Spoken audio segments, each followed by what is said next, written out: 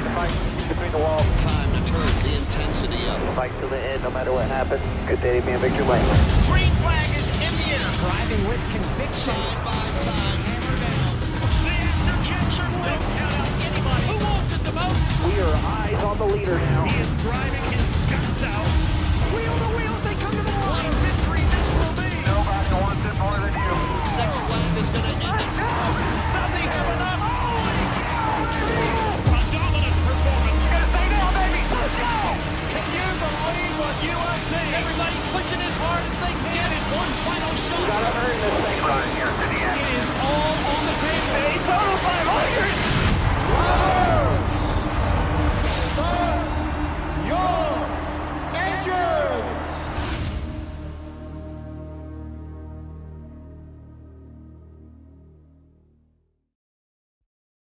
Racing isn't easy, but experiencing it is. iRacing puts you in the driver's seat with the industry's leading sim racing game. Drive on laser scan replicas of the greatest racing circuits from around the world. Go head to head against other drivers chosen by skill-based matchmaking to ensure competitive racing at every level.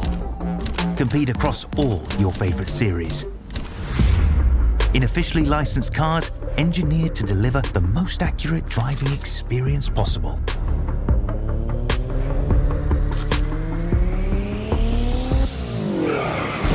Join a race or host your own with players from across the globe. Race against the computer or in a league with friends.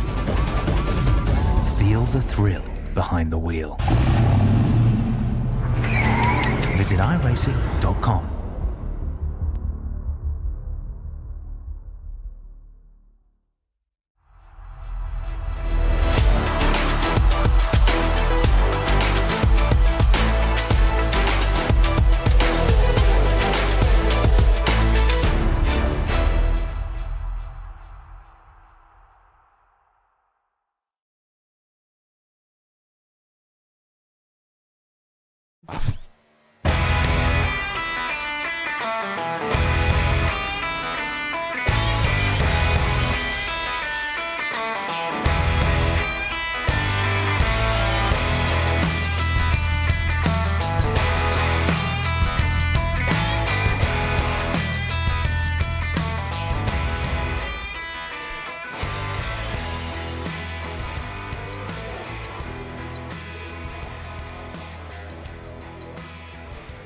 Good evening, ladies and gentlemen.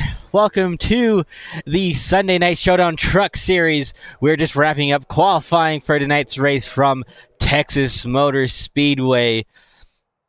I am Oscar Jensen, joined by Jacob Zala again here tonight. And Zala, Texas, it's a track, and they repaved it a few years ago, and it's a little bit unique and different now, especially heading into turn 1 and 2, and it gives really a unique sort of look to this track compared to other tracks that we go to that are this size. What do you think we should expect from tonight's race? Well, I think we're going to see a lot of tight trucks tonight, especially with the aero on these trucks, the new aero package. I think we're going to see a lot of guys get tight, and we're going to see a lot of close quarters racing still. Texas is not everyone's favorite track, but that's okay. I think that we're still going to have a good race tonight. And I agree with you on that. And as we get these guys on the grid, let's go ahead and take a quick look at our point standings here. Reese Schaefer with the win last week. Joseph Kazi plus 43, Levine plus 34. So those two drivers who haven't locked themselves in with the win are looking very good on points. Then we have to go a little bit lower. Justin Day -2, Stoney Benfield -8, Keith Shoemaker as well -8, then Jim Foskett -12, and John Berry, he's going to have a tall task at hand. He's -28 below the cut line. So those drivers right there are going to probably have a little bit harder day ahead of them trying to gain points and trying to get everything that they can to advance to the next round. Jordan Berry +2, Bryce Shoemaker +3, Colby Jackson and Reese Hamilton both +6. So those drivers right there, even though they're above the cut line. They're not that far above the cut line, and they're going to have to be able to stick around and not lose any more points to that cutoff line.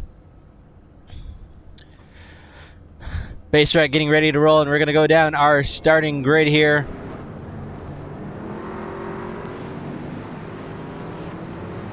Schaefer on the pole, Kazi to his outside, Austin Edstrom in row number 2, joined by Derek Garrison.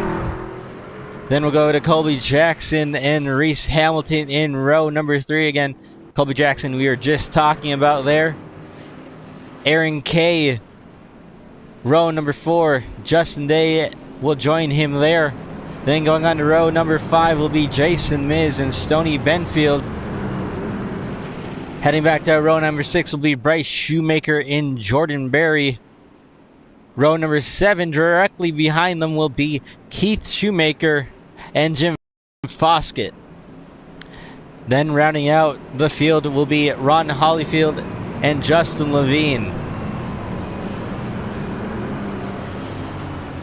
Justin Levine starting out in the back tonight. Look for him to make a quick run through the field as he always tends to do in that 19 truck. I kind of like that strategy from Justin, starting in the back, going to the front. It's an interesting strategy, but it also always seems to work out for him in these races. I agree with you there on that. I think Levine, even though he's in the back, it won't be long before you see him up towards the front, and we'll see how long it takes him to get through traffic tonight.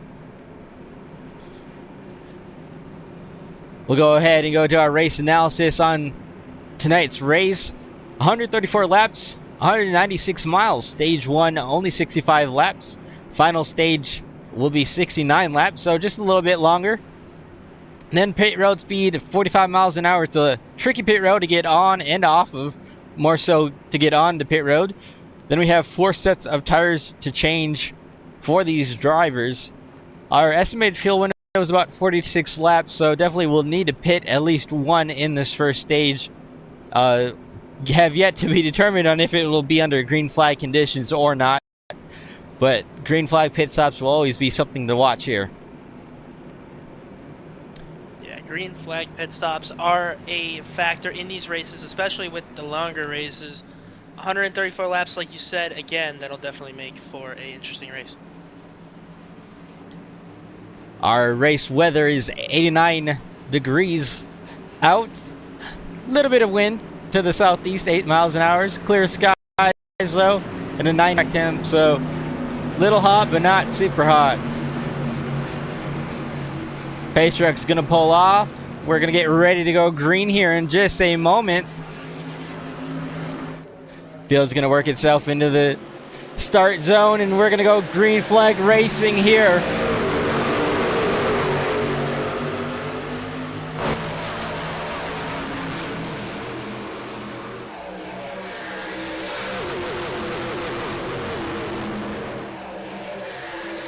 Reese Schaefer starting out strong down the back straightaway. He is taking a commanding lead as we see the 87 of Austin Edstrom making quick work on Joseph Kazi on the inside, trying to take that second spot.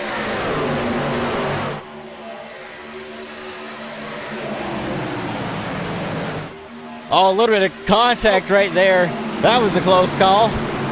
Yeah, that was really close. Almost ended up in a wreck, but it did not. That'll slot Edstrom in second and Colby Jackson in third. Looking to take second away, but he's going to stay right behind Austin for the moment. And that front straightaway is a tricky place. You're coming, especially like when you're behind somebody, you're just coming up on it so quick, and that infield grass, it'll get you real quick. And, you know, it's difficult in any car here, but more specifically these trucks, you can't really see over them or through them. So if you're directly behind somebody, you need to be very cautious of that. Yeah, and Joseph Kazi under pressure by that very beautiful turn sector media paint scheme of Derek Garrison. I missed last week, and I didn't get to see this paint scheme in action, but man, that paint scheme is awesome. Great to see him supporting the channel. And he is going to try and take that spot away from Kazi.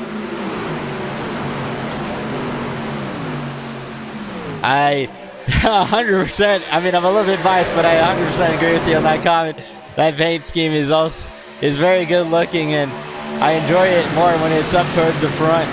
And right now, he's doing what he needs to do as he's getting around Kazi here. Maybe a little bit of pressure from Kazi for that 4th position. And up at the front, I mean, it's pretty single file.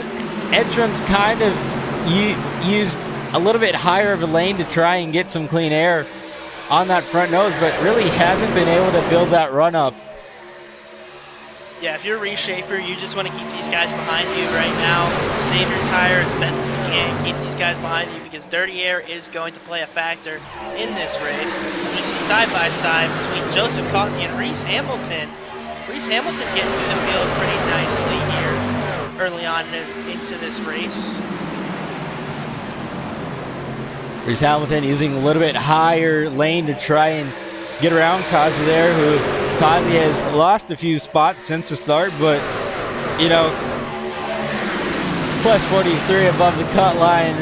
I wouldn't be too worried if I was Joseph Kazi this early in the race, but, you know, I'm sure every driver loves to be able to pass a driver who's been so dominant like Joseph Kazi has this season.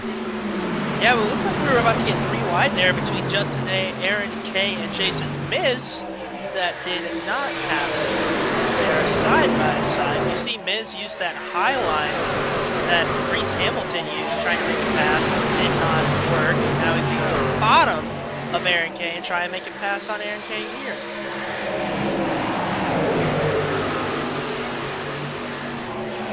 Racing aggressively back here. Jason Miz trying to hold off the hungry drivers around him of Aaron K, Justin Day, and Jordan Berry. Joseph Kazi falling right back into that mess as well. Now Jason Miz able to take a look to the inside of Joseph Kazi. And while we're on Jason Miz, that's a new body there, right there for this truck. That's the Ram truck. Yeah, great to see Jason Miz out there supporting the Ram truck. The Ram truck, first time back in NASCAR in real life this year in 2026. Awesome to see Ram back in the sport. Back in the sport. Also in iRacing, as we are now 3 wide, Justin Levine, Benfield, and we're able to get it underway. That was a scary moment right there. I think Bryce had his hands full off of that last lap. It looked like he might have gotten a little arrow loose from Justin Levine, but those guys able to continue on, and Levine unfortunately had to check up and lost a bit of time from that and falls back into the clutches of Jim Foskett, but he'll be able to keep it going and work his way around the 54 probably very shortly. I believe he will, and Justin, I think, is saving tire. Justin's doing a little bit of an easier strategy. He's going to try and save a little bit of tire early on in this run and then make a stab at it at the end of the stage. Try and get some stage points. And I think we're starting to see some of these guys maybe save some either fuel or tire. I mean, Colby Jackson, Derek Gerson went on by what was Reese Schaefer and Austin Edstrom there at the front. Those 2 drivers have fallen back a little bit. But I'm a little bit interested to see how this is going to play out. I mean, we're obviously going to have to pit at least once in this first stage, and I don't know what the strategy is going to quite be and how long you can actually extend that fuel. Well, now you're wondering if you're Reese Schaefer, what do you do? You just lost that track position, and now you're Kazi's on the outside of Reese Schaefer out of 4. He's looking to make a pass, and he's going to get it done. Did get it done. And now Reese Schaefer is falling back quickly.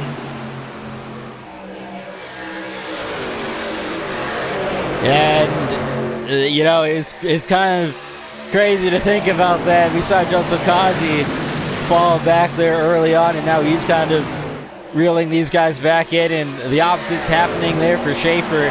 Started up front, now losing some positions. back to 6th position to be exact. But this is kind of an interesting mix up at the front this early on. Yeah, I think if you're Reese, I mean, you won the last race at Iowa, so you're not really worrying too much about Texas. You're not worried about Texas right now. You're just trying to survive, get some points. As much as points probably doesn't help you here, you just want to survive at this point. And that's a good thing to talk about because, you know, Reese kind of has a little bit more playground room to work with here than some of these other drivers. He can really decide on if he wants to be aggressive with his calls or out on the track. I mean, he really doesn't have much to lose out there. And, you know, that could also be a factor into whatever he's doing right now on track. Again, obviously he would probably want to take some stage points away from the rest of these guys, but it's not going to hurt him if he's not able to do so. No, it won't, as we see side by side Joseph Causey and Austin Edstrom here into turn 1 in the middle of 1, getting tight.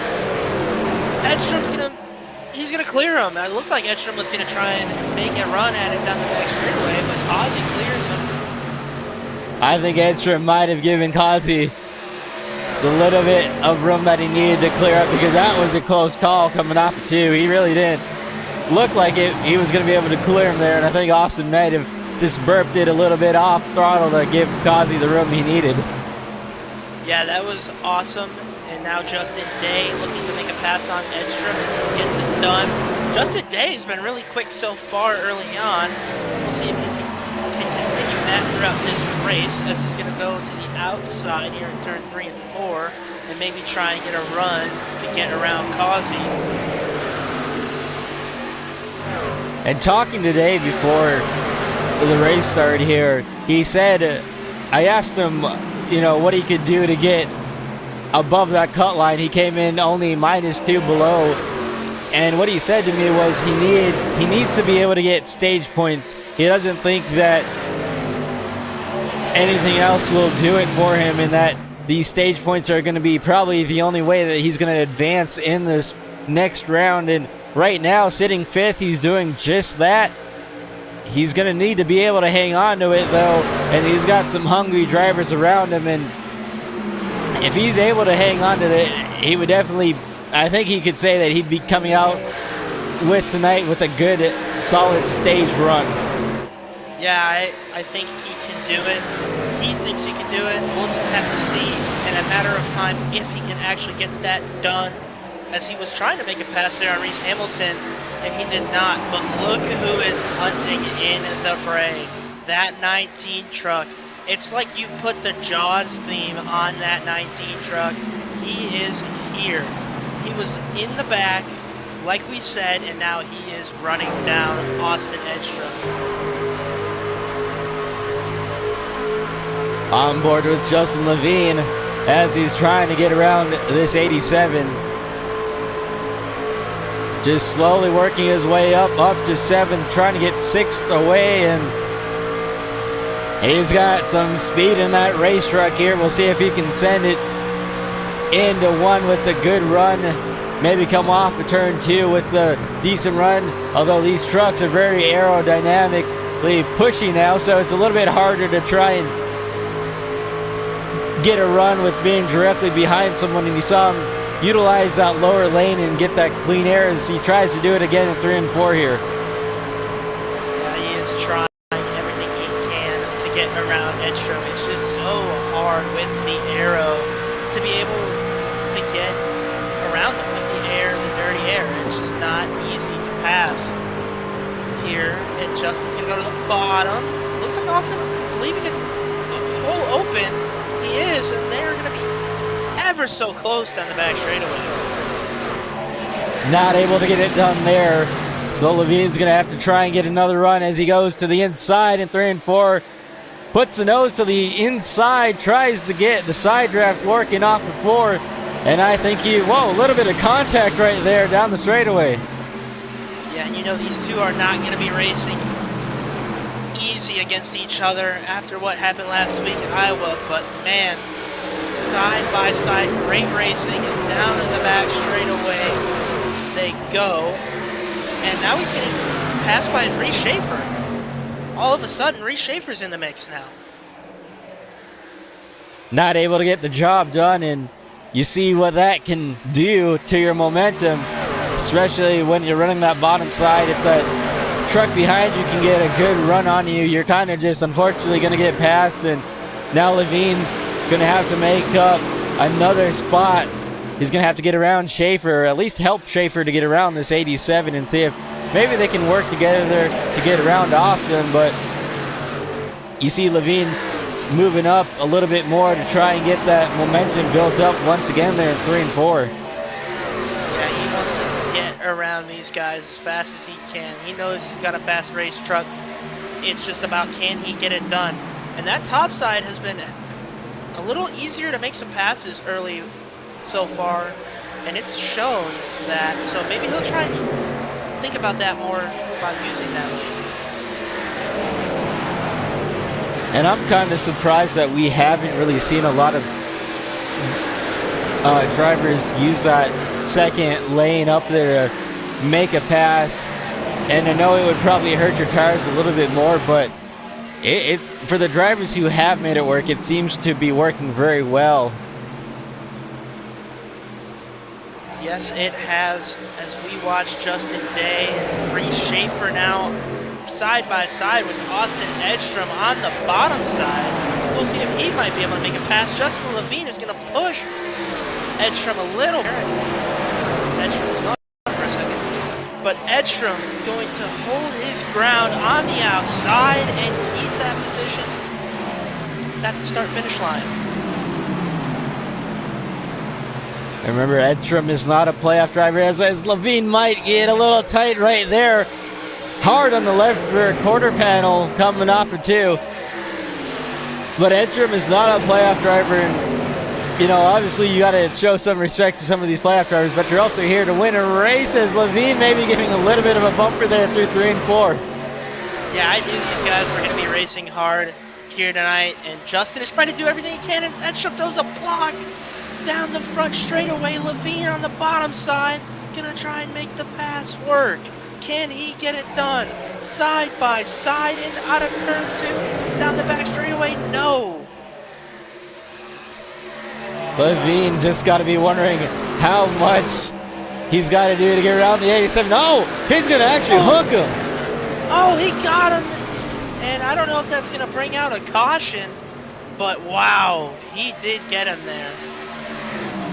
That truck is absolutely destroyed on the 87 machine, and I'm not quite sure if that's going to maybe not end his line. I'm a little surprised we didn't get a caution there, but that truck is destroyed. Yeah, I think we didn't get a caution because he was the only one that wrecked, so I don't think that really warranted a caution, but that was a huge impact for the 87, and you know the 87 of Austin Edstrom is not happy about that. More than likely not, and you know, that's a hard pill to swallow if you're the 87. You really, you know, we're just trying to race Levine as best you could, and unfortunately Levine just kind of said, all right, enough's enough, and kind of assisted him out the way, we'll put it as that. Yeah, we'll see if the 87 of Austin Edstrom is able to make his way back into this race, as I believe he should have one quick pair in the pits, so that'll help him out as we watch Colby Jackson go down pit road early here. So Colby Jackson gonna come down pit road here. I'm assuming that's gonna be a scheduled stop. We're right underneath the window of needing to come through the pits, and with the stage being at lap 65, it's pretty much gonna split right down the middle here. The 23 turn sector medium truck of Derek Garrison out front, leading by an outstanding margin on Joseph Causey. Causey's closing in a little bit, but not enough. We'll see though, these guys still have to pit with the stage coming up at lap 65, so we'll see when these guys decide to make their pit stops.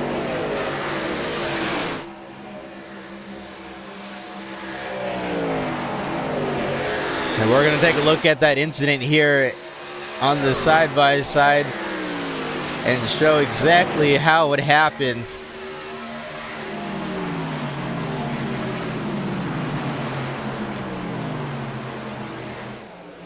So these two racing down the back straightaway into 3 and 4. And Levine just kind of said, all right, bud.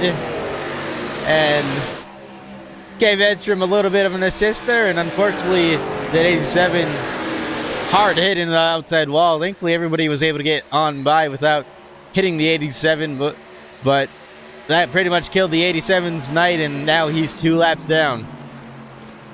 Yeah, it is unfortunate events there. I think Justin got a little impatient, like we were talking about. Justin and Austin had some stuff go on at Iowa, and I think that is what came of that. I think Justin got a little impatient and just said, all right, here we go. It's time to go. I got to go. And that is where the 87 got into the wall after the hit, and well, now he's 2 laps down and his night might be over. And as long as, you know, nobody has any sort of major issues here, he should be able to at least get 1 lap, whether he's the lucky dog or wave around. So he should be able to get at least 1 lap back here at the end of the stage. But either way, you know, not the start of the race that you want to have happen. Green flag, pit stop's going to be starting up here shortly. Lap 35 in the books, heading on to 36. Derek Garrison, the race leader. And Zala, do you maybe extend this all the way out at this point, would you say? Or would you maybe come down here in a lap or 2 and just try and split it right down the middle? I mean, for me, pit strategy has never worked for me, so to answer this question, it's probably going to be as an honest answer that I can give. I would probably run this thing out, but we'll see what these guys do. I am probably the worst guy to ask about pit strategy, but hey, I tried. You know, I kind of agree with you there, especially when it comes to fuel and mileage races. It's always, it's just not something that I think about enough. And oh, maybe a little bit of a nudge there from Edstrom to Levine. Yeah, I think that was to be expected. Yeah, I'd agree with that, and I don't think there's any love lost between that right there.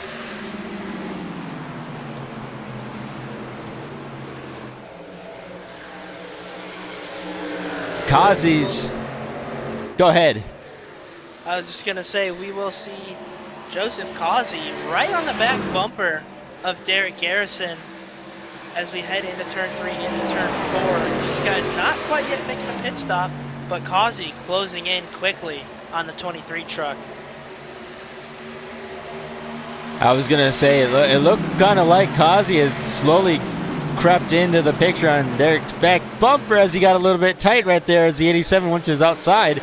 But Kazi's been a little bit quicker these past couple of laps and has kind of started to close down that gap between him and the 23 now.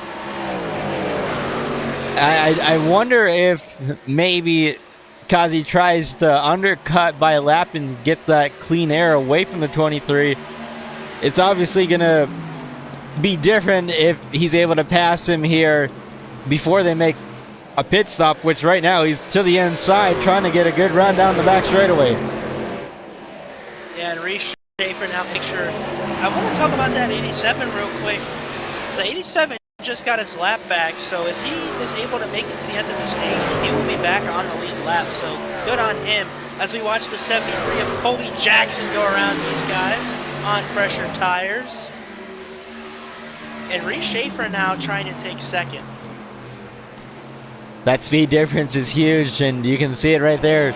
Colby Jackson on the fresher tires able to just go on by, and that tire difference can be a really big factor later into these races. And right now, Kazi, Schaefer able to get around Derek Garrison. Derek Garrison's going to get shuffled back to third, and that race truck has kind of fallen away from Derek Garrison these past couple of laps. Looks to be maybe on the little bit of a tighter side for him. We'll have to see if maybe he can find something here behind these guys and not lose too much time before they make their pit stop. Yeah, and I think Reese Schaefer went back there to save some tire. He saved enough tire, and he's like, all right, it's go time. And he went.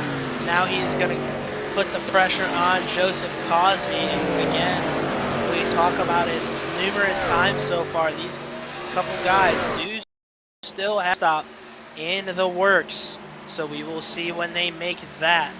Joseph Cosby leading into turn 1, but Reese Schaefer barreling down on him.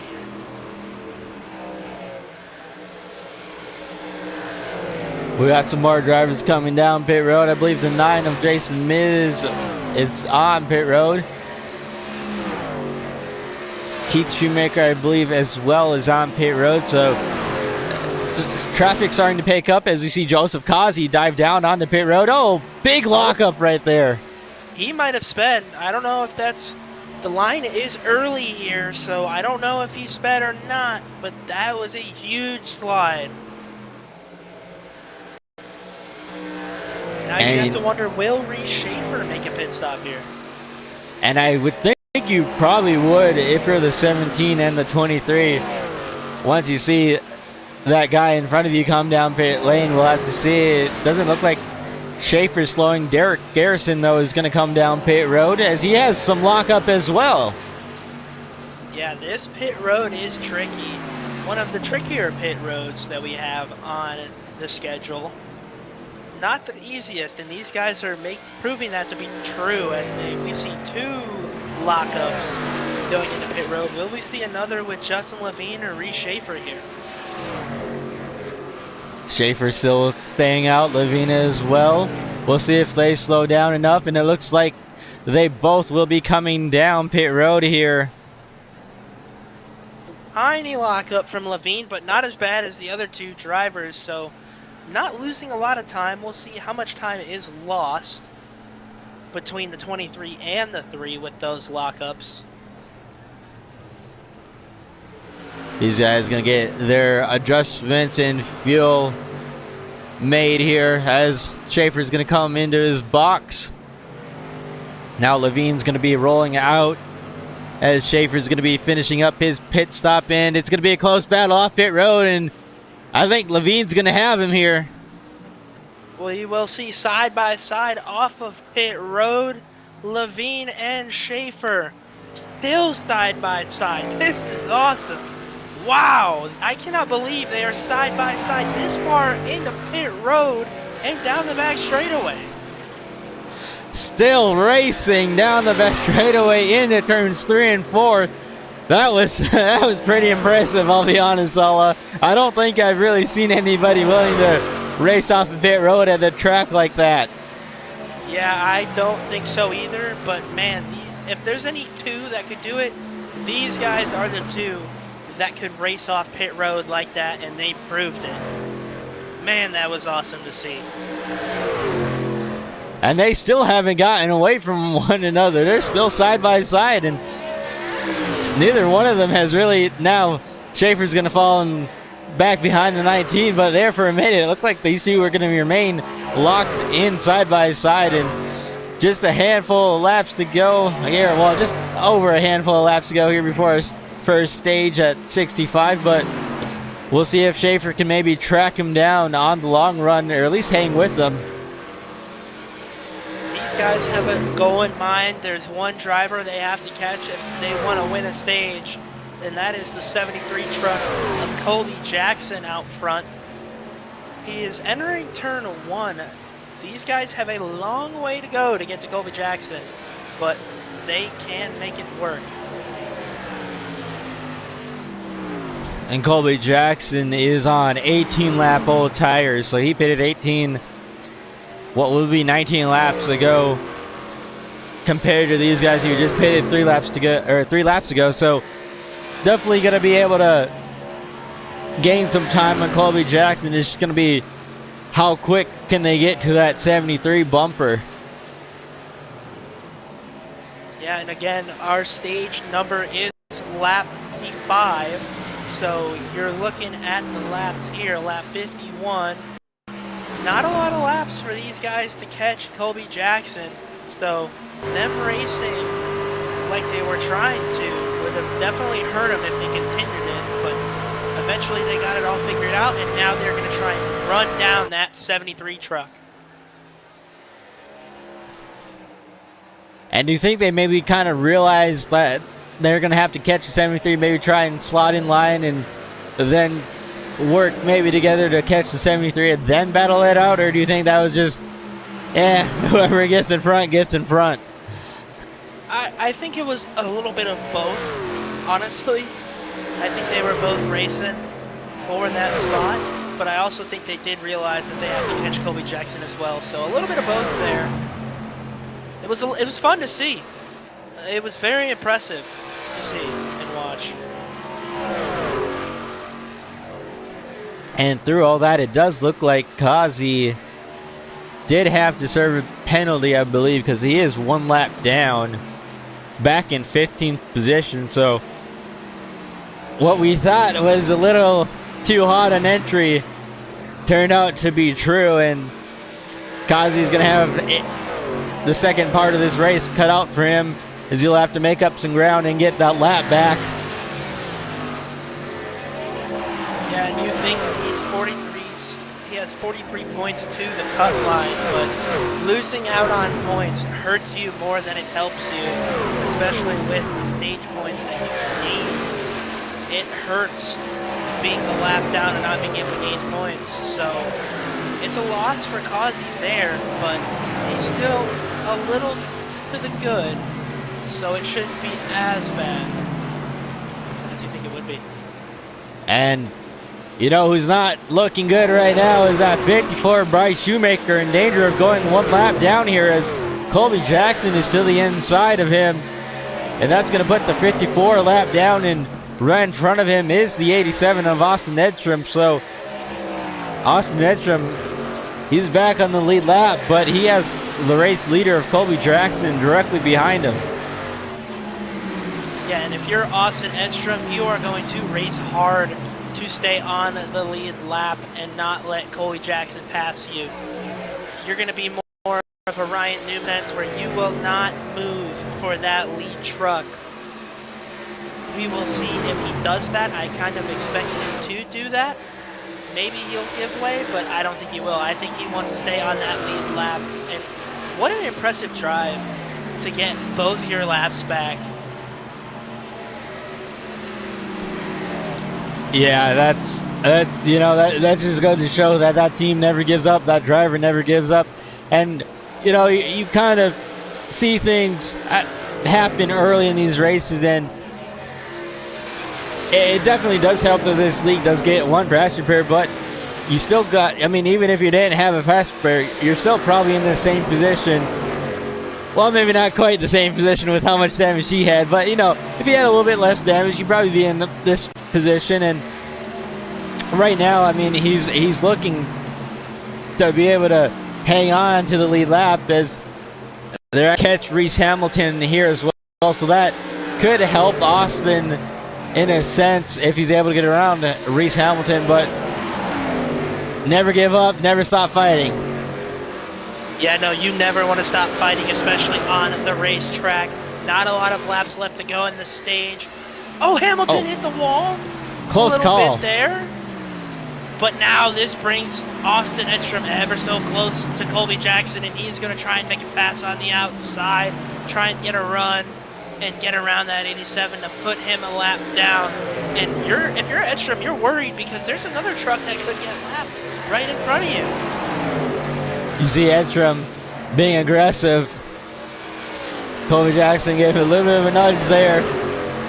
And the lap traffic in front of Colby Jackson, there's at least 3, if not 4 trucks in front of him. So Colby Jackson's going to have to work through this lap traffic, and Edstrom as well going to have to try and defend this lead lap position and not go lap down. That's Aaron Kane, the 37, directly in front of them.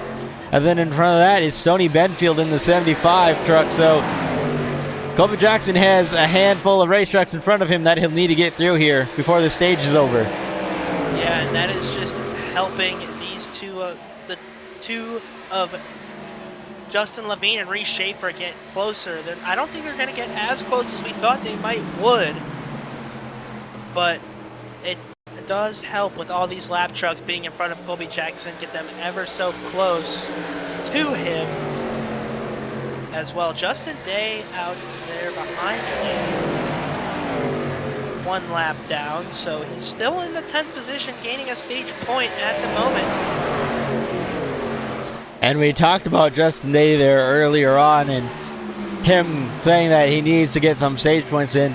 Well, he is getting at least 1 stage point. I'm sure he wants more, and he could technically get a few more in front of him here, but you saw him go way high there about a lap ago off of 2, and not quite sure if that was user as they're scattering all over the back straightaway here. And Colby Jackson has no idea where to go. You saw him swerving down the back straightaway, trying to find a way to get around these guys. Edstrom is being very aggressive and trying to make sure that he does not get lapped by Colby Jackson. And Colby's going to push him down the front straightaway. Colby trying to work through this lap traffic. Edstrom trying to hang on to that lead lap as now Benfield and Aaron Kay will go a lap down as well. And there's clean air in front of Edstrom and Colby Jackson for a little while. So those two drivers will be able to figure out here, more than likely between themselves, and at least trying to hang on to the lead lap for the 87. Colby Jackson probably doesn't want to push the issue too much here. I mean, he's got a over 12.5 second lead and doesn't really need to technically put the 87 lap down, although it would be nice. You probably don't want to be too aggressive on trying to put him a lap down and maybe cause harm to yourself or him again. Yeah, no, I think Colby Jackson could be content staying behind Austin, but he also might try to pass Austin. It doesn't look like he is going to. Maybe he's looking at it, thinking about it. But yeah, he really doesn't need to. He's up there, he's going to win in the stage no matter what. These guys are too far behind him. And a great strategy call from Colby to come in early and get some very much needed stage points.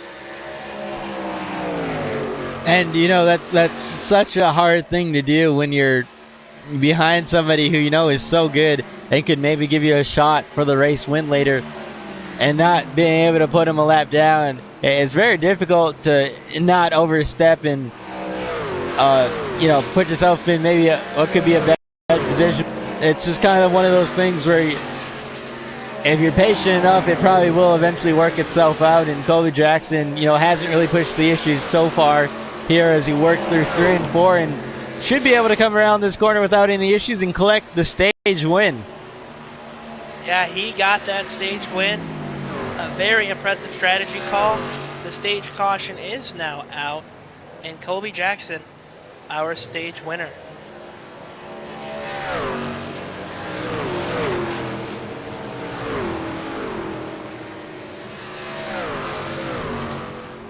All right, well, while we wrap up the stage here from Texas Motor Speedway, we're going to go ahead and take a quick side-by-side break, and we'll be back in just a second.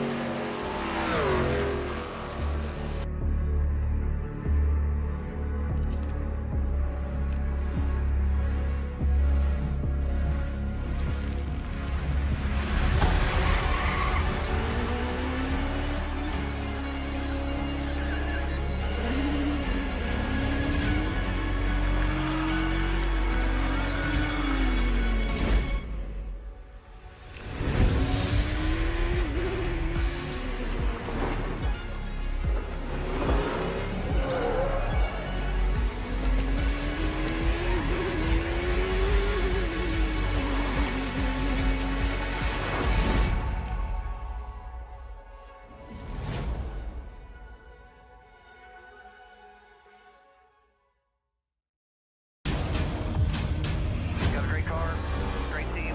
Let's go execute. It's our time. We know what we got to do. Stay the fight between the walls. Time to turn the intensity up. Fight to the end, no matter what happens. Good day to be in Victory Lane. Green flag is in the Driving with conviction.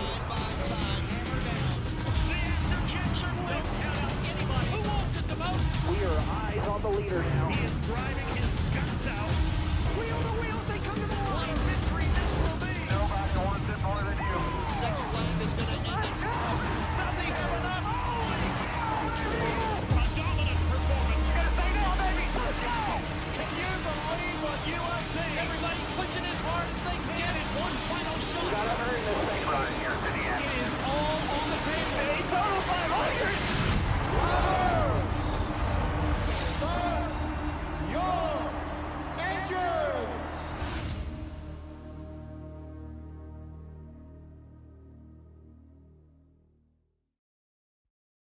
Racing isn't easy, but experiencing it is. iRacing puts you in the driver's seat with the industry's leading sim racing game. Drive on laser scan replicas of the greatest racing circuits from around the world. Go head to head against other drivers chosen by skill-based matchmaking to ensure competitive racing at every level. Compete across all your favorite series. In officially licensed cars, engineered to deliver the most accurate driving experience possible.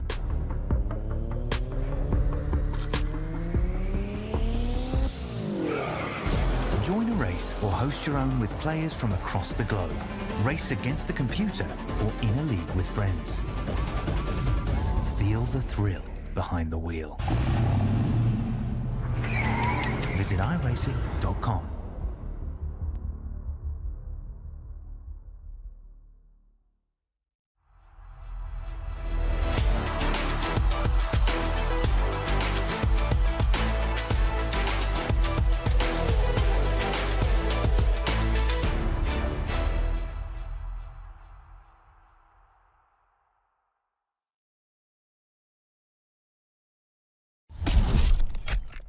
Five.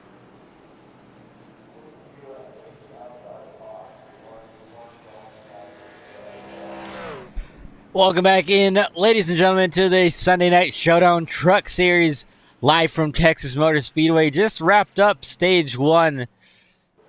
Colby Jackson able to take that stage win, and that was a pretty interesting first stage there, Zala. We saw a little bit of tempers flare there for a few laps, and Colby Jackson really was able to put a gap between him and the rest of the field there to finish out that stage. Yeah, we saw some things that we didn't think we would see here early on in that race, but these guys put on a great first stage, and let's see how it goes in the second stage. Hopefully there is some more good racing and a great run to the finish. And this is going to be an interesting restart here with Colby Jackson, Jordan Berry up on the front row. Colby Jackson known for getting to be aggressive and having really good restarts. We'll see what he can do here as we're green flag racing once again.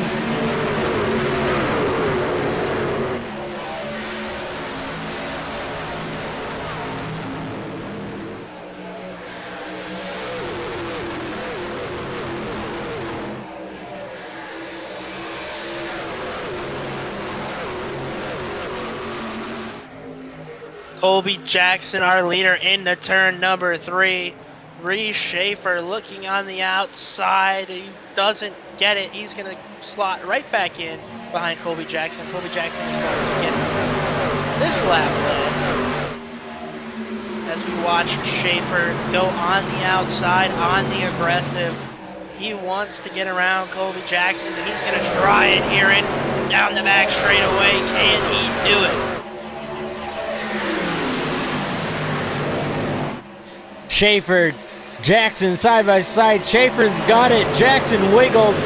Now Jackson's going to have pressure from Levine behind. And like you mentioned, Levine's here up at the front. Yeah, Justin is a fast driver, and it is impressive to watch him go from back to front. I think he's just doing it to be the hard charger every week. That's what I think. I'm calling him out here on the broadcast. I see your tricks, Justin. I see what you're doing. It could be that. And if that's the case, well, he does a pretty good job at it. Now, I do want to mention, though, before we get away from anything too far, look who's in 4th place and directly behind Levine here. The 87 truck of Austin Edstrom is hunting him down like Chase Elliott was hunting down Kevin Harvick at the Roval. And it is going to be crazy if we see Austin Edstrom maybe make a little contact with Justin Levine. He might. He could. I expect it. I think you expect it too. And yeah, I would not be surprised if there's maybe a little bit more given in that little battle between those two than we've already seen. You know, I don't think Edstrom would be too hurt if he saw that 19 with a little bit more damage. Maybe not as significant as he had, but you know, maybe a little kiss or a little move up the track into the wall. Maybe it's something a little spicy. We have yet to see. And you know, it's interesting to think about because when I was racing in one of my first ever leagues, I actually had a similar situation at Texas, of all places, with one of my competitors, and you know, I hate to admit it, but we had a little bit of a tangle here on the front straightaway when I was maybe trying to get back at him, and you know, I just said the front straightaway just doesn't curve like that, and took up a little bit more of that little turn in that first straightaway, and we'll just say he might have ended up in the wall going into 1, but that's a different story for a different time. It happens. It is racing. It's part of being competitive. As we saw the 7 of Jordan Berry. Sorry, I'm not used to him being in the 7. The 7 of Jordan Berry trying to go around the 23 of Derek Garrett. Wasn't quite able to get that done, but look who's back in the mix. That 24 truck, Justin Day.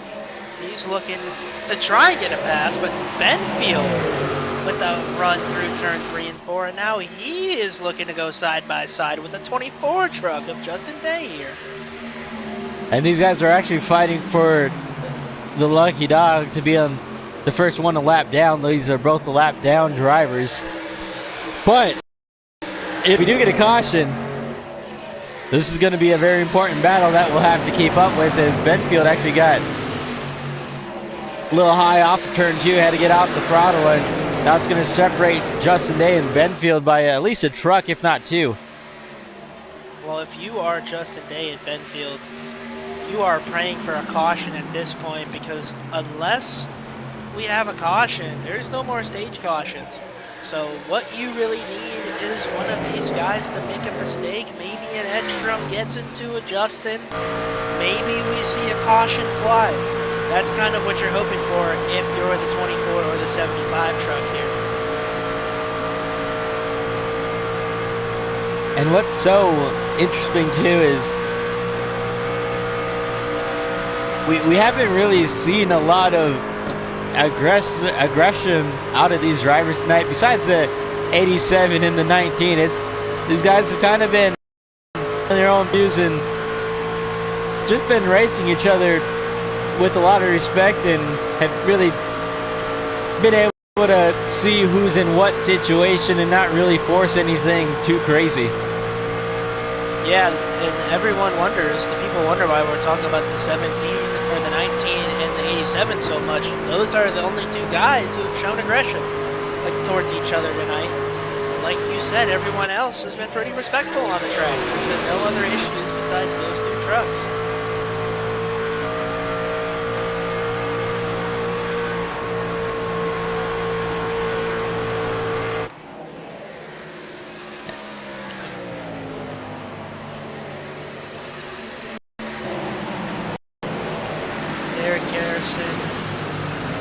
Schaefer, Justin Levine, Colby Jackson, Austin Edstrom, Jordan Berry, your top 5.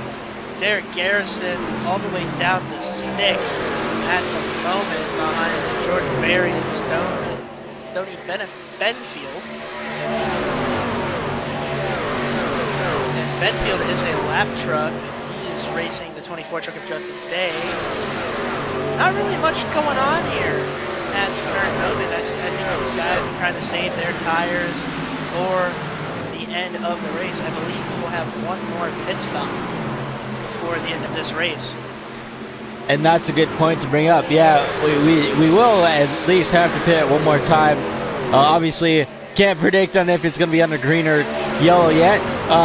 But at the way these things are going, it looks to be at least we'll get another green flag pit stop. And we already saw Joseph Kazi with a little bit of a mistake when coming onto pit road. And you might be able to get away with the mistake there. But at this point, if you try and make another mistake, it's going to be a night ender for you. And you're obviously going to want to be able to push it on to pit road, but you also don't want to make the mistake of either speeding or locking it up too much. We've already seen a few aggressive lockups, but you don't really want to lock it up too much more, cause yourself to spin out in any way, or, you know, like I said, speed down pit road, because that's going to be a deal breaker for you if you do either one of those. Yeah, and you know, you look at, we talked about Joseph Causey and that speeding penalty. You look where he's at right now.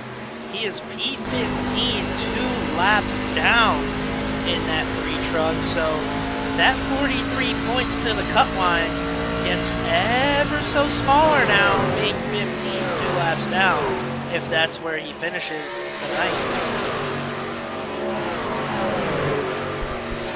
And that's a good point to bring up.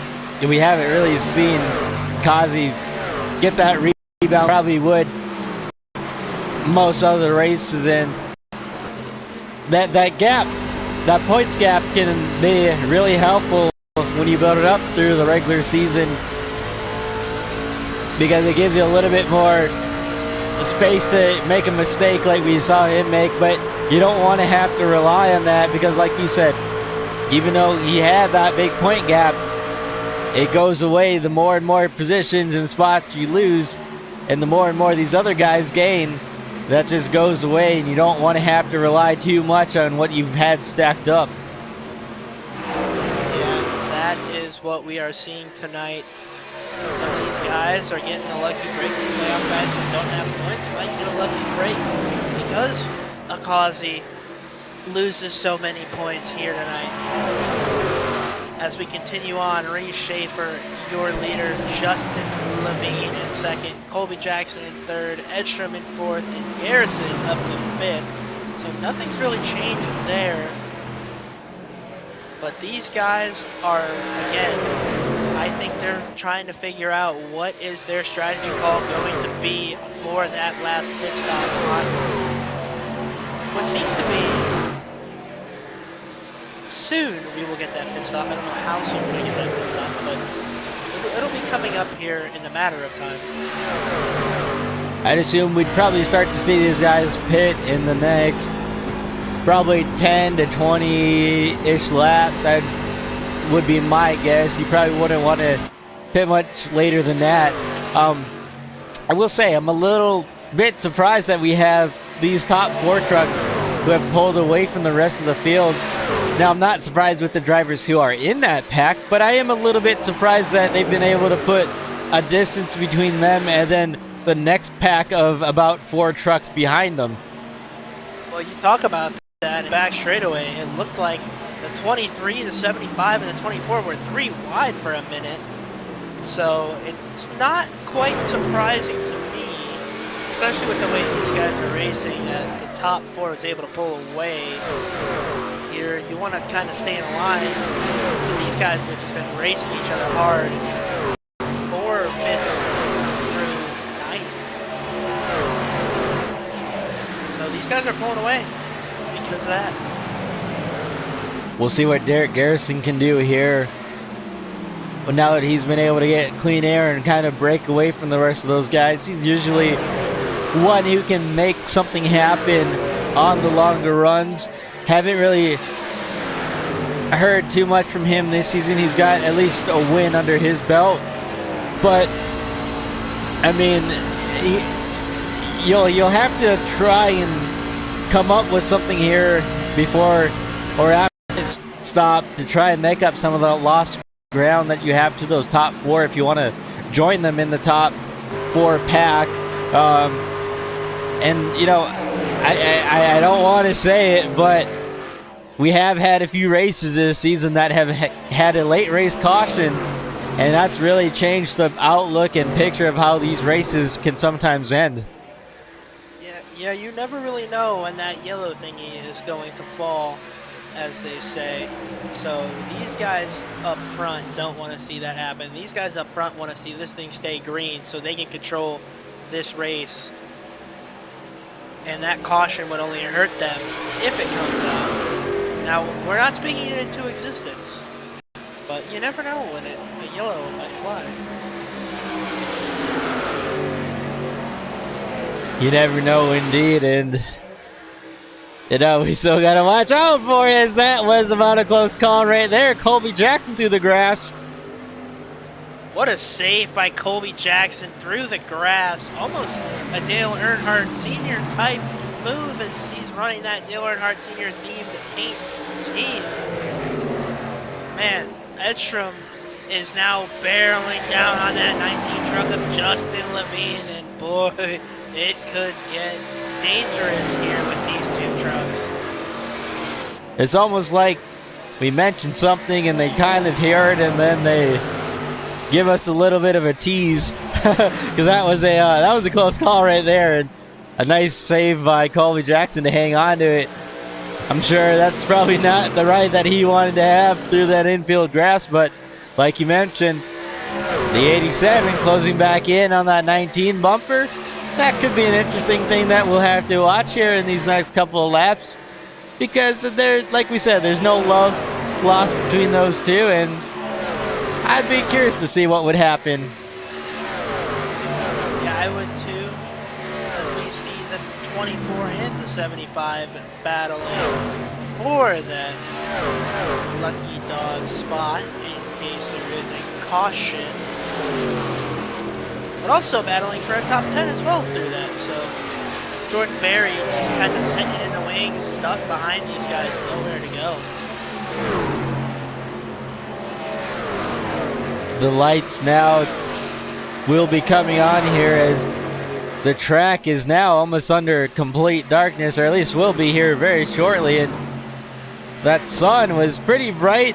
Not quite sure if it really played into any factor for these drivers, because it wasn't really, I don't think it was in an angle for these guys, but we'll see what happens now that the track is no longer getting any sunlight, see if that changes handling for these race trucks.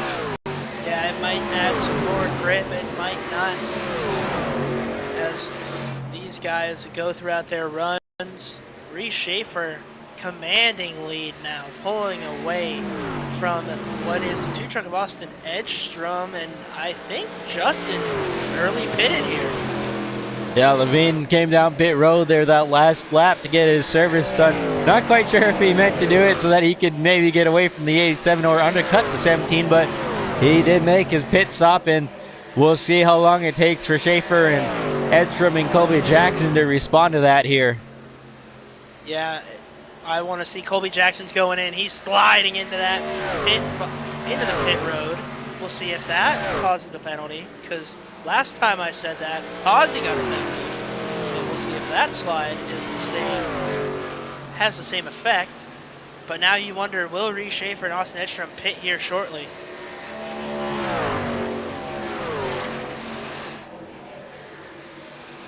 Waiting for the top 2 to make their pit stop, as Schaefer continuing to go around the track. So is the 87.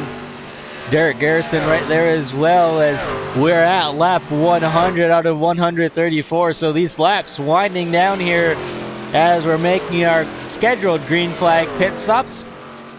Still a lot of racing left to go here, and make sure you stick around for our post-race coverage. It'll start at the conclusion of this race, and that'll be at least a little bit of a fun time to be able to speak to some of these drivers and bring you some more coverage. So make sure you stick around for that. Yeah, it'll be a great time to talk to some of these drivers, and the 87 of Austin Edstrom is down pit road. So now you wonder what the 17 truck strategy is going to be, as he is still leading, but all of his friends have pitted.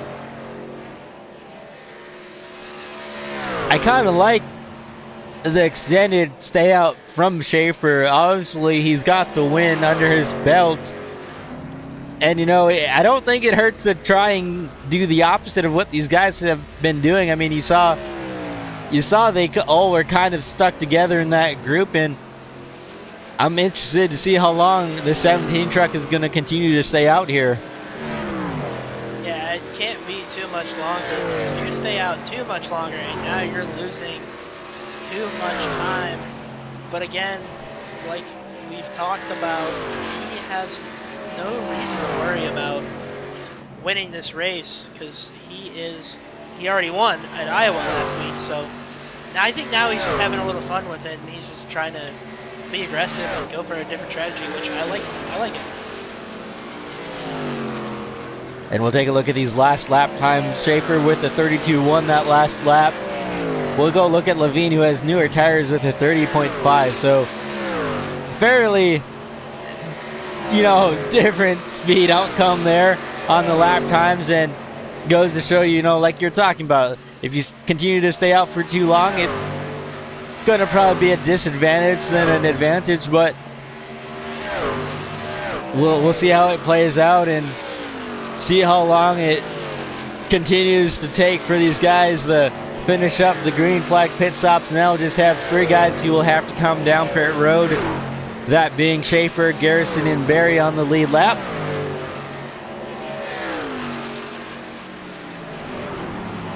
Schaefer now going down pit road. I thought he was about to abandon pit road again, and he has made his pit stop. Garrison stays out, so now Garrison on a longer strategy. And I don't know. I don't know if Garrison is going to have enough time. Yeah, I'm kind of curious as to the 23 truck decision to stay out this long. Obviously, don't have as much to back on like the 17 or even Kazi would have. I do like seeing it out front, but well, you know, I don't know if I 100% agree with the call, and I think you definitely need to at least be coming down pit road here in the next lap, if not 2 laps, for it to actually work out for you.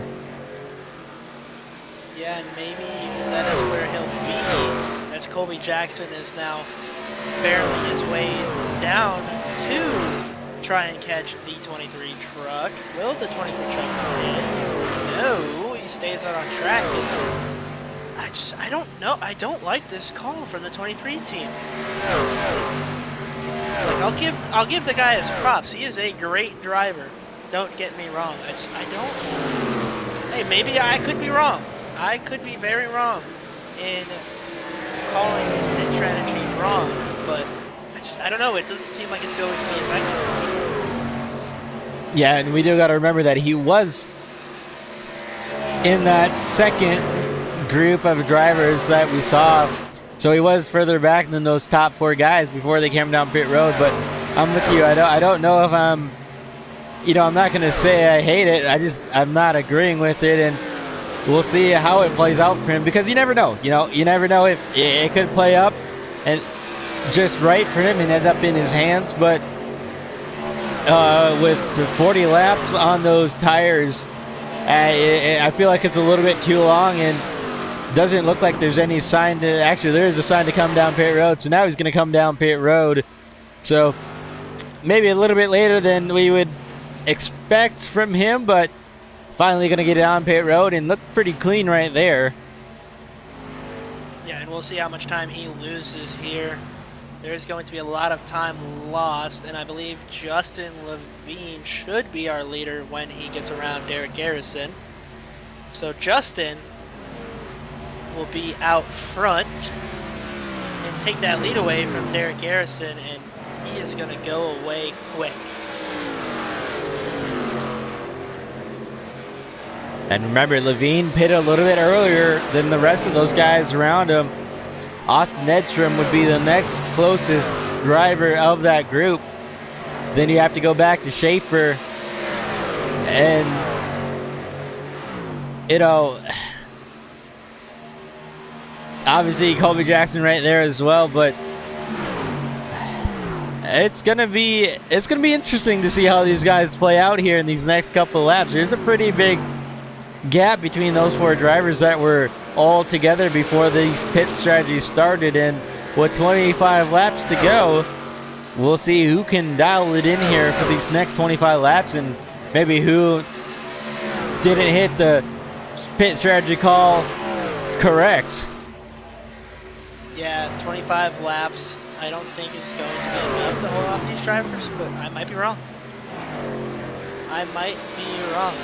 Just not like 25 laps pitting, because Justin didn't pit with 25 laps. But 25 laps to go and where Justin was at from the pit, I do not know will work. I will be looking to see if it does work. If it does, hey, props to him. Great strategy call. And we can look at that here on the ticker as well. These are the last time that all these drivers pitted, so lap 100 for Edstrom, Schaefer, Barry, Garrison. Those guys are about the lap 100 mark. Then Levine and Jackson, 96 and 98. So a little bit sooner than the rest of these guys, and it'll work itself out eventually. It's just going to be, do they have enough time to make it work out, as Levine's going to work his way through some of this lap traffic. That's the 47 of Jim Foskett right in front of him, who is currently running in the 9th position. Yeah, and Edstrom is closing in on Levine, down to 4 seconds behind our leader. He is closing in quickly. 22 laps to go. So if you're Edstrom, you have to go now. You have to go and try and catch Justin Levine here. Oh, I'm not sure if Jim got the wall a little bit there, but that was a little bit of a close call right there for that 47. I think he was trying to give as much room to Levine as possible, and may have accidentally gotten in the wall just a bit. Causey right there behind them.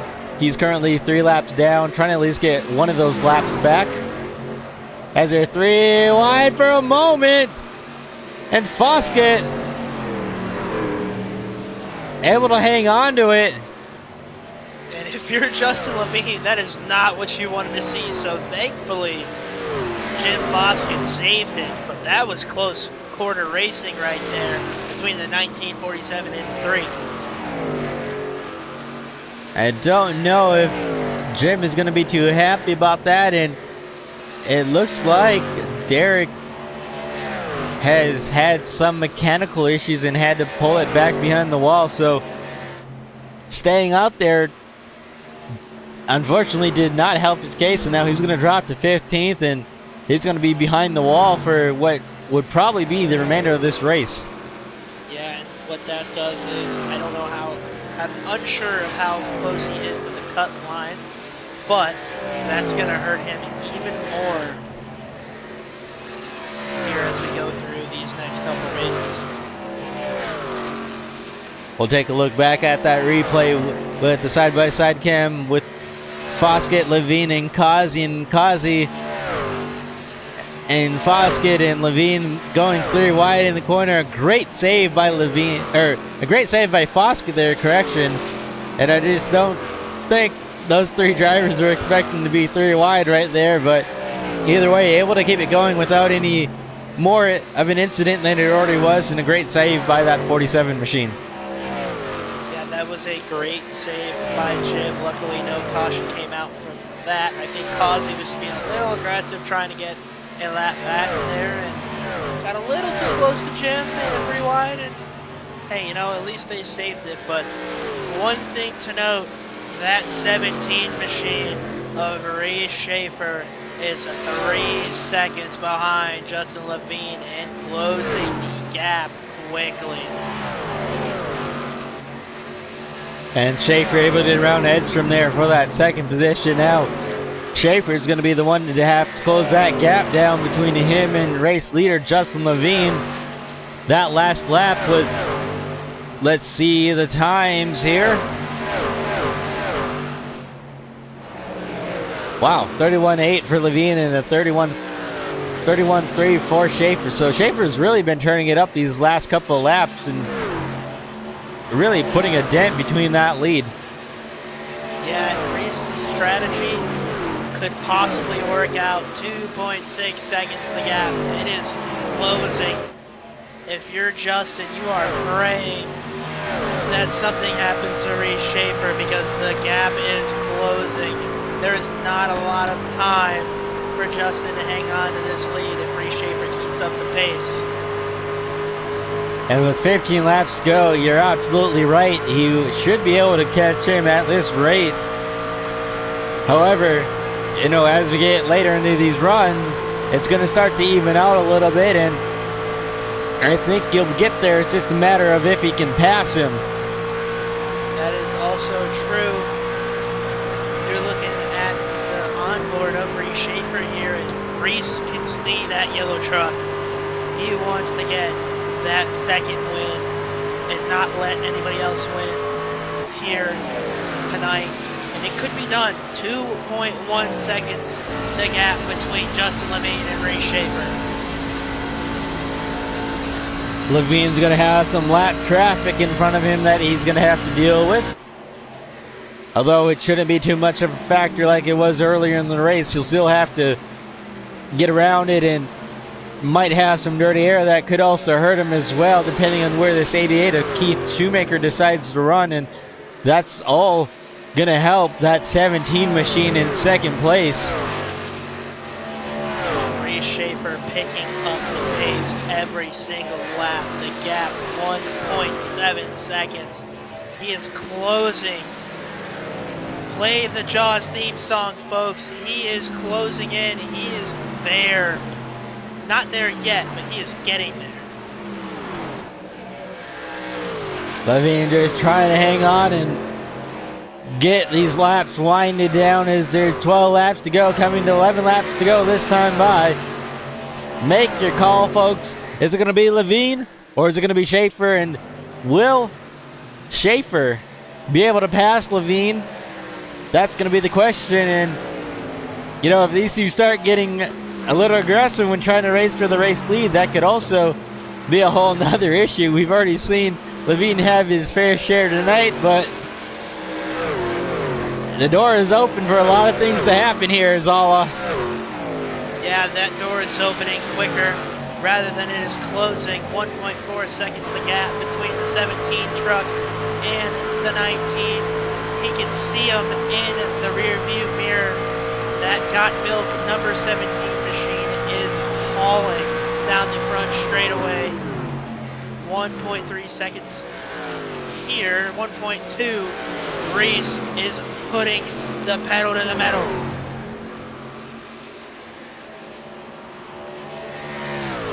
The 88 of Keith Shoemaker directly in front. He's going to go high and get out the way of race leader Justin Levine. Not going to be a factor. And then right in front of them, he should have nothing but clear tracks ahead. So no more lap traffic should be an issue for the end of this race. Although you never know, we could catch them in the remaining laps. But it looks pretty clear up in front now. That's going to allow Levine to work with that clean air and try and use all the track that he can to hang on to this race lead over Reese Schaefer, who is continuing to close down that race lead with 9 laps to go, coming to 8 laps to go this time by. That gap almost under a second with 8 laps to go. Reese Schaefer closing in quickly, as we've talked about time and time again here throughout these last 25 laps. But I think he's going to get there within the next couple laps, but like you said earlier, he can get there, but can he make a pass is the question. The gap now under 1 second. Schaefer's going to have to get around Shoemaker in that 88 machine, the lap truck, and I think Shoemaker's going to do the same thing, just pull high and get out the way, so no issue there. Now nothing in between these top 2 drivers. The gap 0.7 seconds from that 19 truck. You can smell that 19 truck if you're Reed Schaefer, and you want that win. And he might have it. We will see. Again, making a pass is not as easy as getting there. But 0.6 seconds with 6 laps to go. He is bearing down on Justin, and there's nothing Justin can do at this point but try and hang on. Trying to hang on, that's what he's trying to do. And these laps winding down, folks, is going to be a close call from here to the finish. So get prepared. Schaefer has it, or Schaefer wants it. Levine has it. 5 laps to go. 0.5 seconds separate Justin Levine and Reed Schaefer, half a tenth. Can Reed Schaefer do it? Reed Schaefer has a lap truck on the outside of him, so that's going to slow him down a little bit. That might help Justin Levine.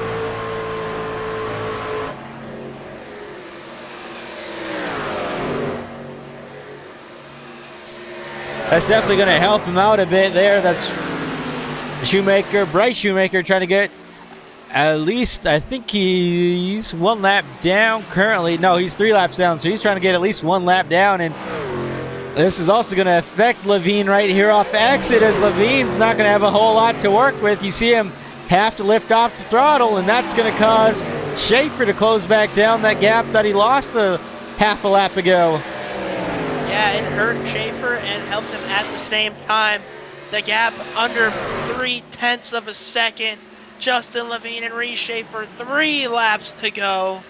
Will Reed Schaefer be able to make a pass on Levine? We will see. The 54 Shoemaker finally able to get clear of Levine, although Levine's going to have to work around that dirty air from that 54. And that's going to continue to help this 17, but Schaefer's kind of stalled out here as we're going to have 2 laps to go this time by. Hasn't really been able to close that gap down like we saw him just a few laps ago. It's been sitting around the same 4/10 here with just 2 laps to go. Will he be able to make it up? He might, but that dirty air is definitely playing a factor here, as he has not been able to close up that gap quite as quick as we thought he would. Justin Levine able to hang on so far into turn 3, into turn 4, out of turn 4, down the back straightaway. 1 lap to go here at Texas Motor Speedway. 1 lap to go for Justin Levine, who has a hungry Reed Schaefer directly behind him. Will he be able to hang on for what will be 1 more set of corners and 1 straightaway down this back straightaway one more time? The gap has not closed down any more than it has. Schaefer's got 1 shot at this coming through 3 and 4, but does not look like he's going to have enough here. Justin Levine will cross the line and win at Texas Motor Speedway. What a thriller of a finish. Levine able to hang on to it. Schaefer gave it his all, but was not able to make it work. And after that little bit of contact with the 87, I'm not quite sure that the 87 is too happy to see that 19 win. But either way, Levine able to catch that win here, and he'll be able to advance on. Yes, he will, as he does that burnout on the front straightaway into the grass. Justin Levine, a championship threat, maybe. He is starting to become more and more of a championship threat as we see Colby Jackson run right into Justin there. I think Colby meant to give him a little bit of a love tap. I'm not quite sure. That's unfortunately, I think Levine's burnout is going to come to an end here real quick. But that was a fantastic race to the end, and we'll be able to take a moment to speak with our race winner in just a second.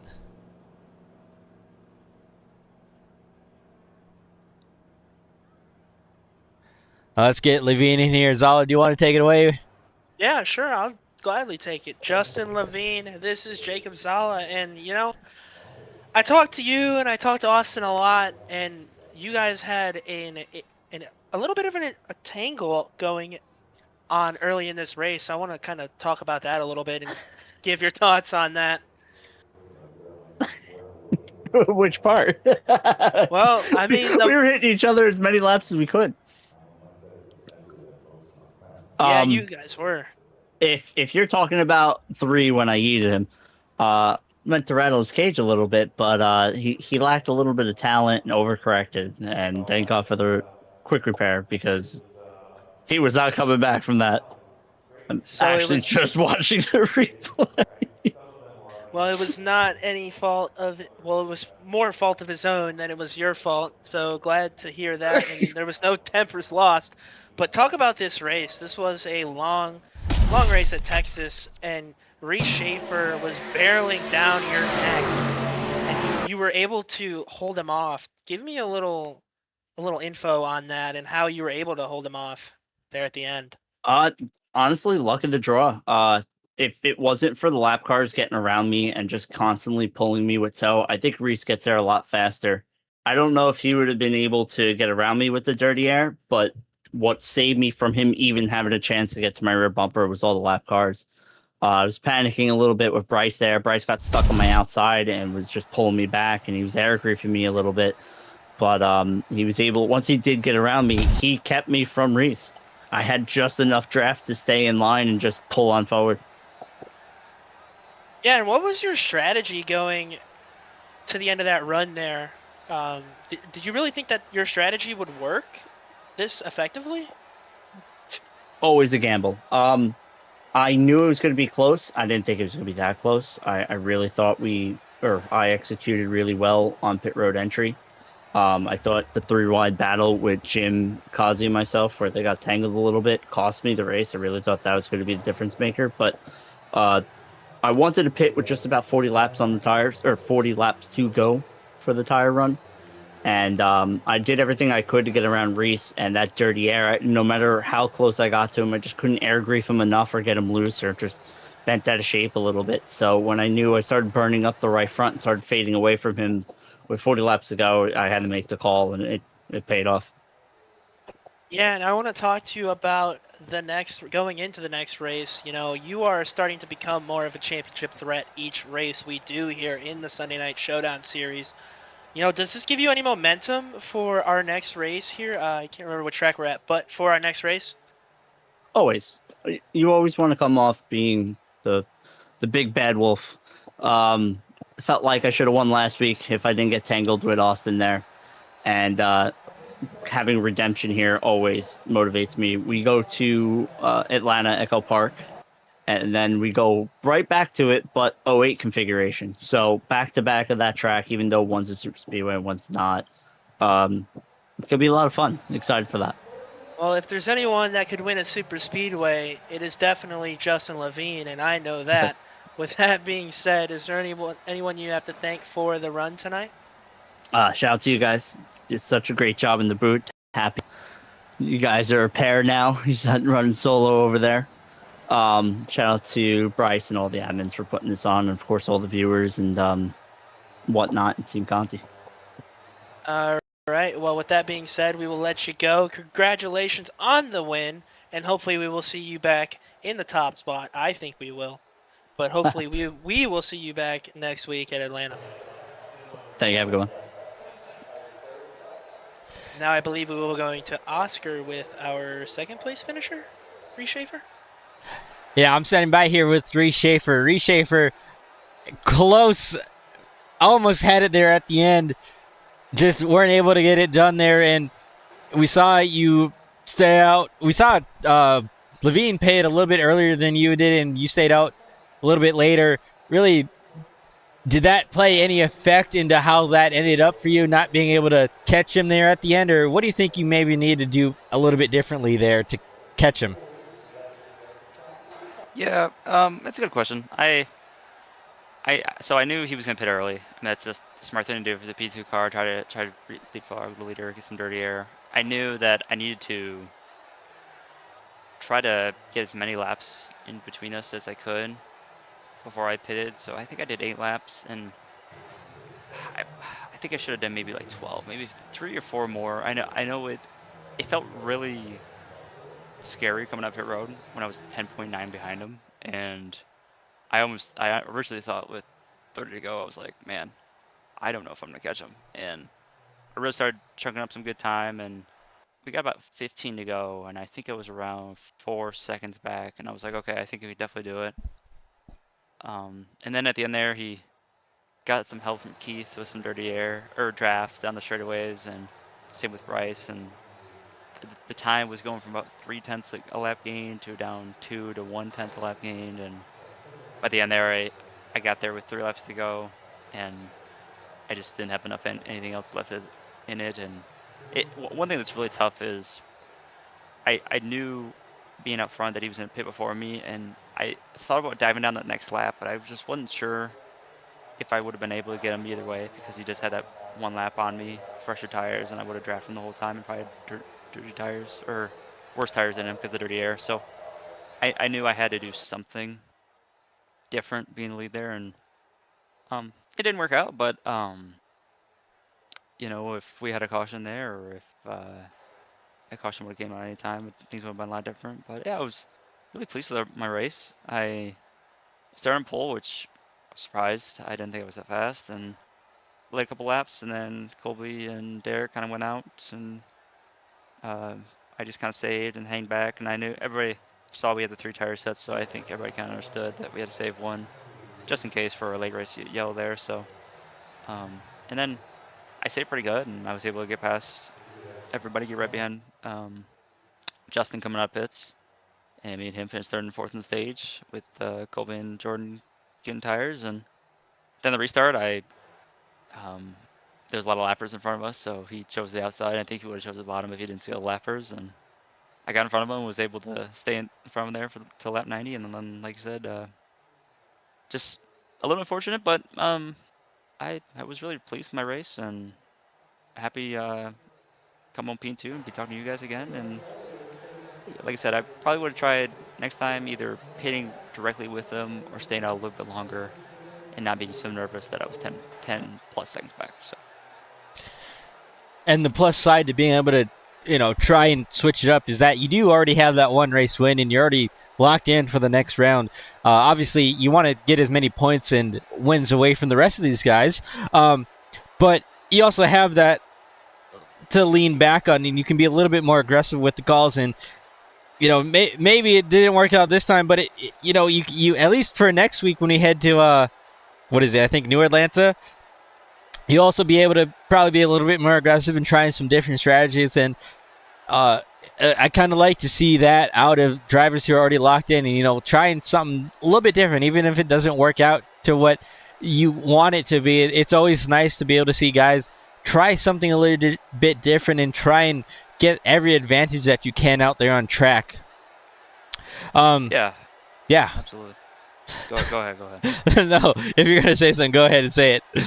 One thing I really enjoy about this entire league and just everything in general is, especially with this playoff format, like you said, we got locked in the chaos of Iowa last week, so we could try new things. But I think in general, trying new things is always, or trying things different is always the way to look at these races, especially in this truck where the margins are so tight. I mean, you saw the second stage there coming out. I mean, it was me, Justin, Colby, and Austin under a blanket there, and any one of us had a really good chance of winning it. And you know, for instance, if I was in Austin's shoes there, P4, I probably would have done something like that. I stayed out really long and tried something different, or I would have.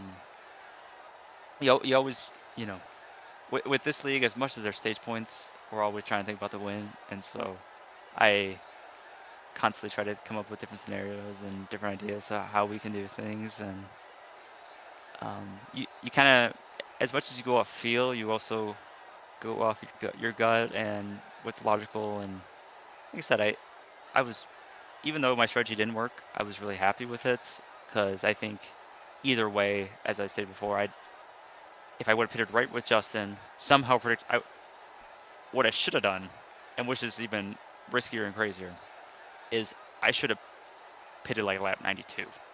And been the one to pit first, and that would have been crazy because, as we all know, you're kind of on the back end. You are susceptible to getting passed, but that might have been another crazy idea I could have tried. But I just think in league race in general, that is kind of what makes it so enjoyable and fun. Is, you know, I probably raced trucks at Texas 10, 15 times in my life, and you know, they're always different. Every race is always different, and it's always going to be that different. So there's always something to learn, always something to try, and that's the whole reason we do this, so we can keep learning and keep having fun and keep trying to, you know, winning is hard enough. So if you can try to get the upper hand on anybody, you'll take it anyway.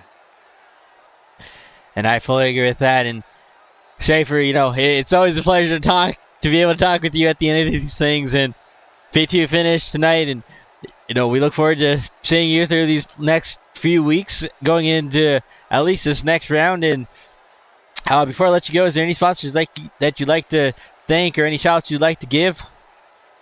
Yeah, of course. I want to thank Mid-Michigan Mood Producers Association. There I was on the hood, shouting out my late grandpa and my dad, and I always love running that scheme. And I want to thank all the guys that teammates back at the shop, and love racing with Justin Causey and all those guys, and just having so much fun. And you know, we're out there tonight just laughing, just laughing the whole time and just smiling and just having a great time, and that's the way it should be. And I want to thank my family for always tuning in. My dad's watching, my girlfriend's watching, Emily, she's watching too, and my grandpa watching in the morning. So try to they always support me, and I love what I do, and I'm so glad I got a great support group around me, and it's super fun.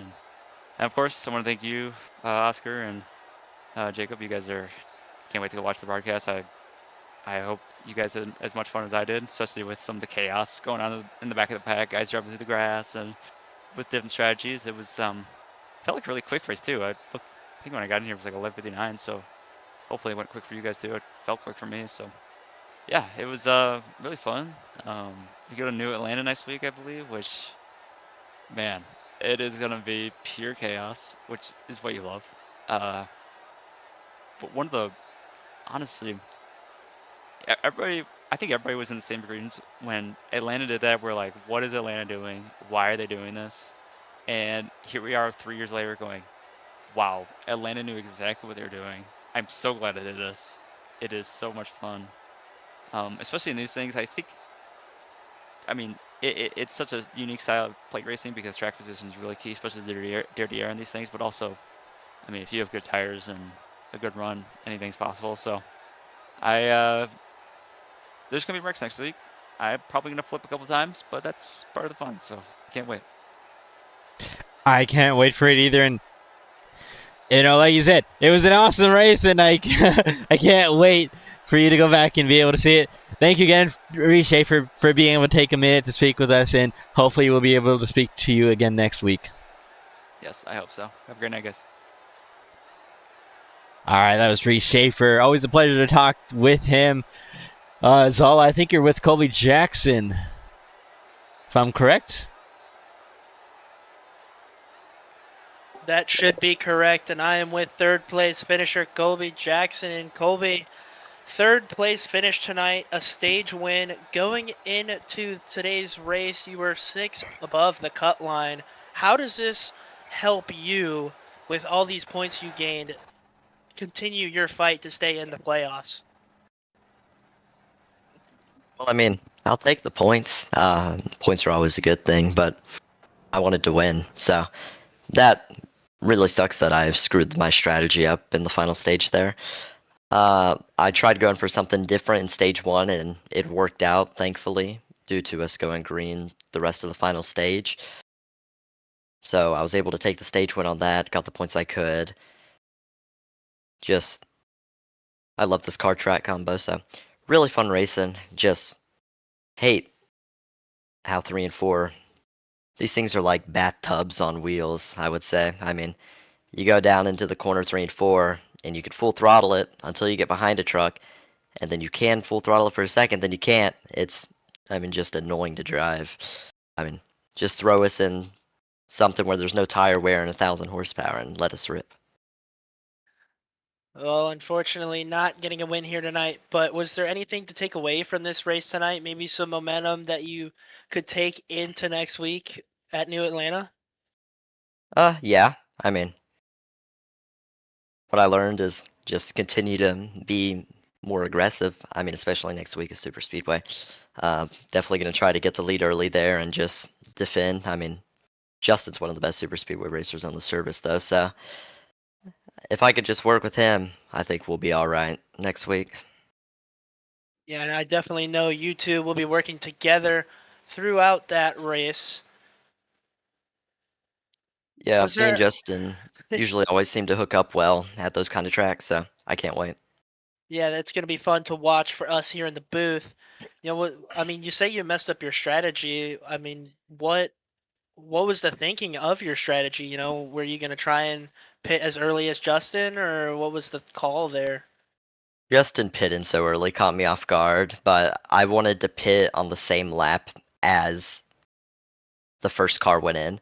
And so as soon as I saw Justin going in, I should have just slammed the brakes and followed him in. I wanted to be right on his tail, and I mean, his strategy worked. So if I could have just been there, followed him, drafted with him, we could have probably got away even farther, and I would have had a better shot at it at the end. Yeah, I agree. Well, with that being said, Colby, is there anybody you'd like to thank for your third place finish here tonight? Yep, of course, all glory to God. My family. We're working on getting a new sim, so thankful for that. Finally, won't have to deal with 30 frames per second every race. Like to thank my real life sponsors, Duval County Transmission, Matt Cole, for helping me out, and I can't wait for next week.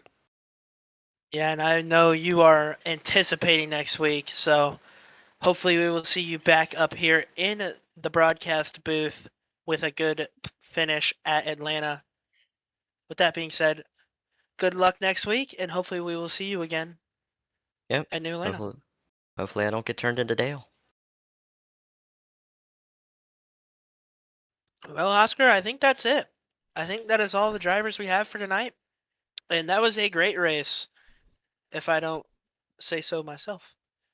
Yeah, it was a great race from the start to the end, and being able to hear from those drivers, it's always fun to hear their take and their side. And it sounded like Schaefer, was trying to get around Levine on strategy, and it just didn't work. And Colby Jackson seemed, with all the momentum that he's had these past few weeks, I mean, I think I've already said it time and time before, but I think he's knocking on the door of that first win in this series. And he's just becoming to be a big threat week in and week out. Yeah, I agree. And, you heard him talk about bathtub on wheels. That was a new one for me. I haven't heard that used before, so that was an interesting reference to the truck. But, yeah, he's knocking on the door, and he might have a shot at a win here soon. All right, and with that, we're going to go ahead and we're going to take a look at our race results here real quick.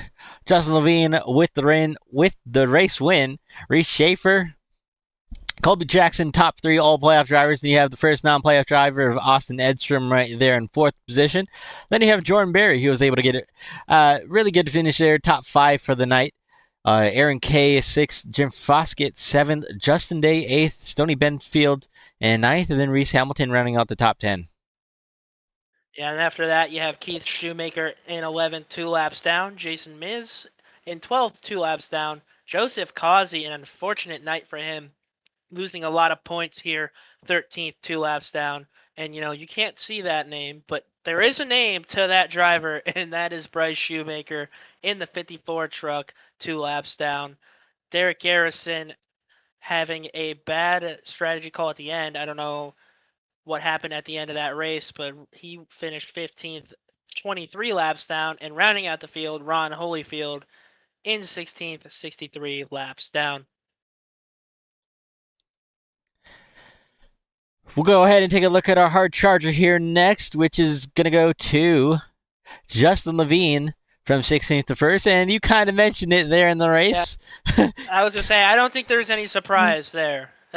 Yeah, definitely not a surprise there. And, whether he's trying to purposely do it or not, he's definitely earning them probably the hard way. But 15 positions gained under green flag, fastest lap 30.368 seconds at 173 miles an hour. Hard Charge Award presented by Wraps by JB. Make sure you check out Wraps by JB as they do custom goalie mask designs and paint schemes for every style and everybody. They have always represented this league great and always bring some beautiful paint schemes in this league as well. So make sure you contact them for your next paint scheme. And before we go, I don't really think there's really much more to add. I mean, that was a pretty interesting and entertaining race from my point of view, and I think your point of view as well. As we go into next week at, I'm going to keep saying Atlanta Motor Speedway, even though it is technically... Nobody calls it Echo Park. It's Atlanta Echo Motor Park, Speedway. yeah. So, but that'll be happening next week at the same time, and that'll finish out our first round of the playoffs. The round of 12 will be coming to an end, and then we'll move on to the round of 8. And there's a lot on the line next week at Echo Park, Atlanta Motor Speedway, and those drivers who maybe didn't have the best of nights tonight will have to try and make it up next week at Atlanta. Again, live here from Texas Motor Speedway for the Showdown Truck Series. I am Oscar Jensen. This is Jacob Zala, and I don't have anything more else to add. No, I think that's it. A great race here from Texas Motor Speedway, and we are on to Echo Park Speedway. A great super speedway, one of the better super speedways since the reconfiguration, and that'll be an exciting race to watch. All right, ladies and gentlemen, thank you again for tuning in, and we hope you enjoy the rest of your day or night or whatever you're watching, and we will hopefully see you guys here back next week for Echo Park Atlanta Motor Speedway.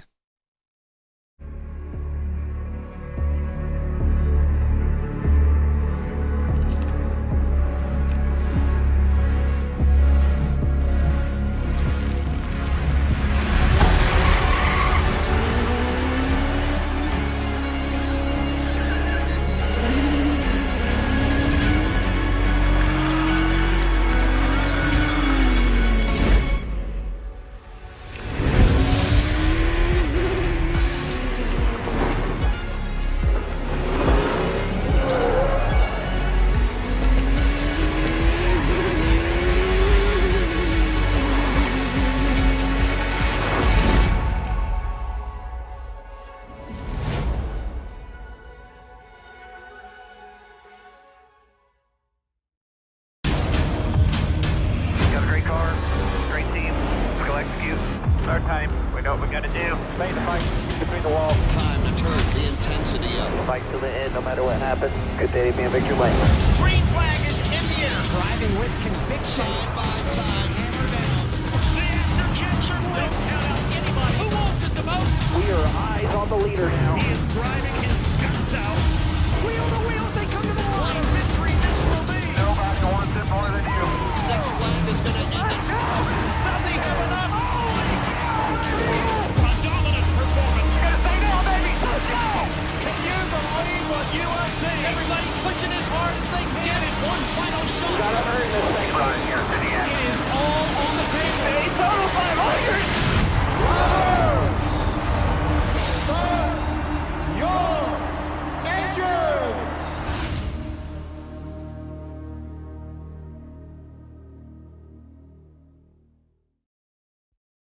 Racing isn't easy, but experiencing it is. iRacing puts you in the driver's seat with the industry's leading sim racing game. Drive on laser scan replicas of the greatest racing circuits from around the world. Go head to head against other drivers chosen by skill-based matchmaking to ensure competitive racing at every level. Compete across all your favorite series. In officially licensed cars, engineered to deliver the most accurate driving experience possible.